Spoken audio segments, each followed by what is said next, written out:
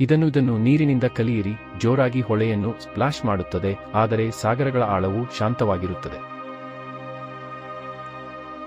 ಜೀವನವನ್ನು ಪ್ರೀತಿಸುವ ಮನುಷ್ಯನು ವಿಷವನ್ನು ತಪ್ಪಿಸುವಂತೆ ದುಷ್ಟ ಕಾರ್ಯಗಳನ್ನು ತಪ್ಪಿಸಿ. ನೀವು ಎಷ್ಟು ಪವಿತ್ರ ಪದಗಳನ್ನು ಓದುತ್ತೀರೋ, ಎಷ್ಟು ಮಾತನಾಡುತ್ತೀರೋ, ನೀವು ಅವುಗಳನ್ನು ಅನುಸರಿಸದಿದ್ದರೆ ಅವು ನಿಮಗೆ ಏನು ಪ್ರಯೋಜನವನ್ನು ನೀಡುತ್ತದೆ? ಎಲ್ಲರಿಗೂ ಈ ತ್ರಿವಳಿ ಸತ್ಯವನ್ನು ಕಲಿಸಿ.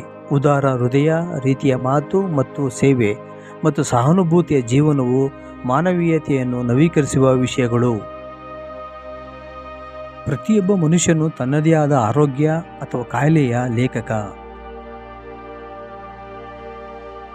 ಒಳ್ಳೆಯದನ್ನು ಮಾಡಲು ನಿಮ್ಮ ಹೃದಯವನ್ನು ಹೊಂದಿಸಿ, ಅದನ್ನು ಮತ್ತೆ ಮತ್ತೆ ಮಾಡಿ ಮತ್ತು ನೀವು ಸಂತೋಷದಿಂದ ತುಂಬುತ್ತೀರಿ. ನಿಜವಾದ ಪ್ರೀತಿಯು ತಿಳುವಳಿಕೆಯಿಂದ ಹುಟ್ಟುತ್ತದೆ. ನಮ್ಮನ್ನು ಹೊರತುಪಡಿಸಿ ಯಾರೂ ನಮ್ಮನ್ನು ರಕ್ಷಿಸುವುದಿಲ್ಲ, ಯಾರೂ ಸಾಧ್ಯವಿಲ್ಲ ಮತ್ತು ಯಾರೂ ಮಾಡಬಾರದು. ನಾವೇ ದಾರಿಯಲ್ಲಿ ನಡೆಯಬೇಕು.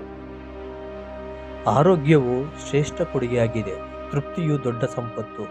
ನಿಷ್ಠೆಯು ಅತ್ಯುತ್ತಮ ಸಂಬಂಧವಾಗಿದೆ. ನೀವು ಅದನ್ನು ಎಲ್ಲಿ ಓದಿದರೂ ಅಥವಾ ಯಾರು ಹೇಳಿದರೂ ಯಾವುದನ್ನು ನಂಬಬೇಡಿ. ಅದು ನಿಮ್ಮ ಸ್ವಂತ ಕಾರಣ ಮತ್ತು ನಿಮ್ಮ ಸ್ವಂತ ಸಾಮಾನ್ಯ ಜ್ಞಾನವನ್ನು ಒಪ್ಪಿಕೊಳ್ಳದ ಹೊರತು ನಾನು ಅದನ್ನು ಹೇಳಿದರೂ ಪರವಾಗಿಲ್ಲ. ಶಾಂತಿಯು ಒಳಗಿನಿಂದ ಬರುತ್ತದೆ, ಇಲ್ಲದೆ ಹುಡುಕಬೇಡ. ಒಂದೇ ಹೂವಿನ ಪವಾಡವನ್ನು ನಾವು ಸ್ಪಷ್ಟವಾಗಿ ನೋಡಿದರೆ ನಮ್ಮ ಇಡೀ ಜೀವನವು ಬದಲಾಗುತ್ತದೆ.